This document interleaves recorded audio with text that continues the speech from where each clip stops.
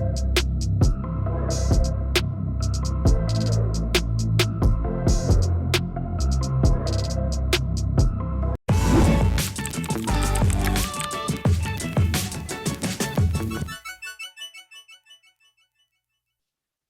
and welcome back. In this video, we'll start making our simple game in Unity, which will be a brick breaker.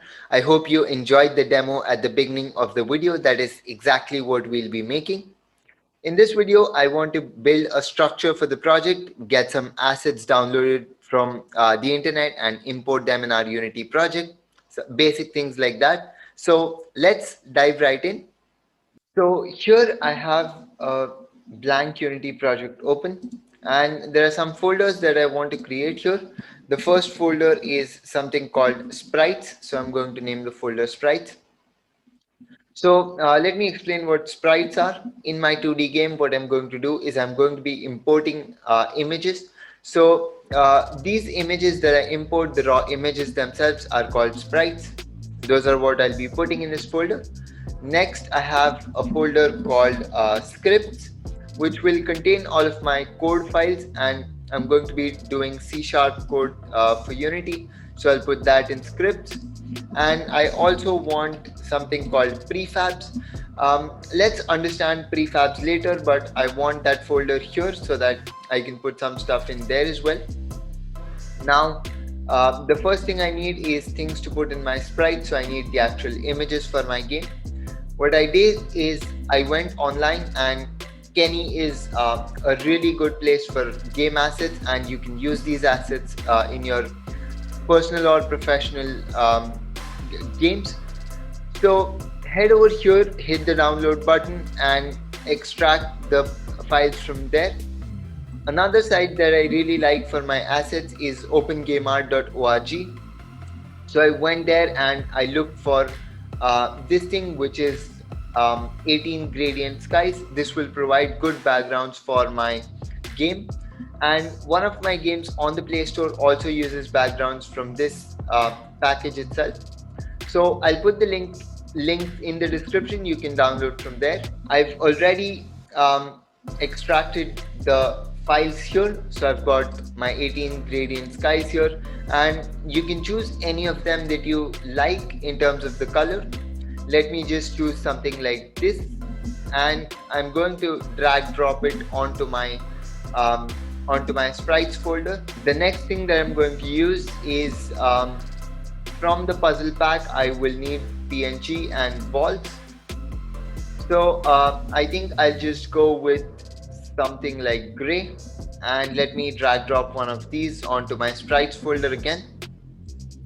Let me also go on to paddles and just pick whichever one you like. So for example, let me pick the red paddle, and the first one should be, or the second one, let's say. So I'll pick this and drag drop it here.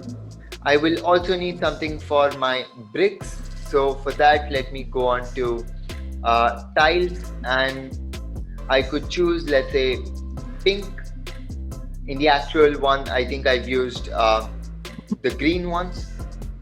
So I drag drop it here. Now I've imported all of my sprites onto the game itself, and I will need two scenes here. So let me go on create and select scene.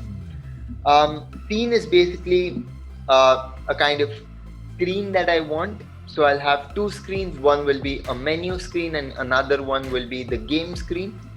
So let me call this game, and the other one I'll call menu.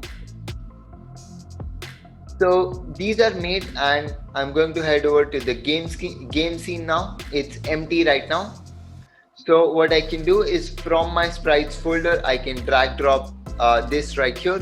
Let me reset this so that it's at the center, and then I'm going to scale it to an X of 5 and a Y of, let's say, 3.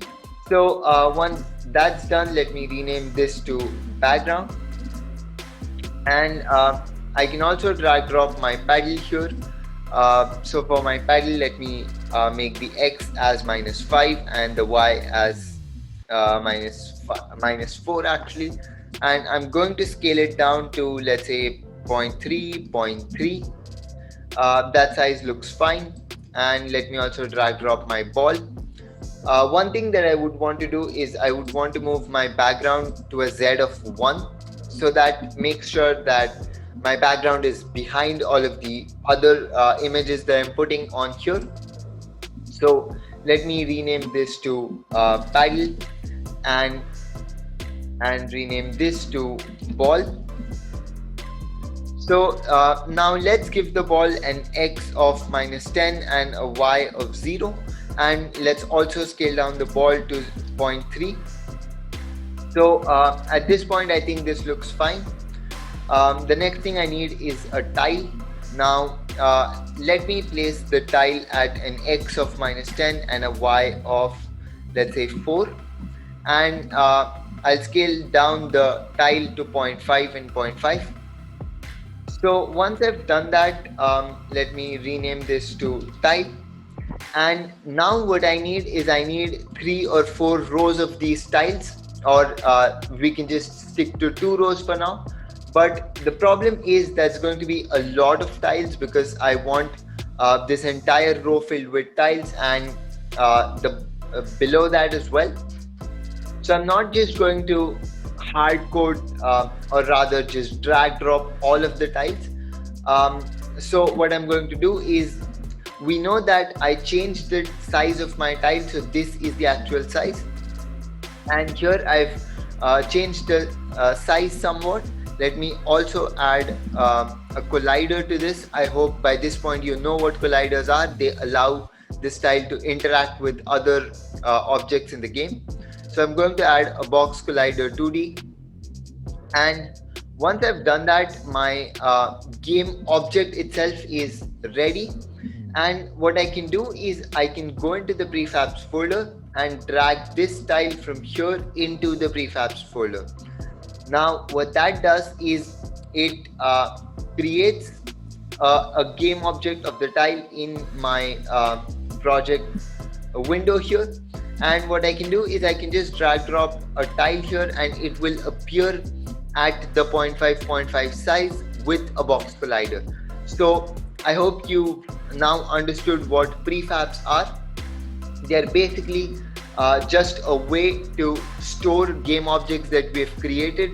Remember that this sprites part was raw images, so this is just an image, whereas what I have in prefabs is an actual Unity game object with some transform, with some size, with some box collider, and if I add a script, then that would come with the script itself. So that's what a prefab is. And once I've dragged this tile here, I can actually get rid of the single tile that I had. And at this point, what I'm going to do is, in my scripts, I can hit create and select C# script and just write generate scene, or maybe scene generator.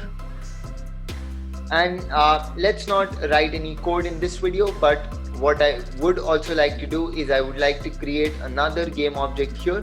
So it'll be an empty game object, and I'll just reset the transform to 0, 0, 0, and I'm going to name this script. So I just like to have a separate game object where I can put some of the scripts which I'm going to use. So something like scene generator will be attached to the scripts object that I have here.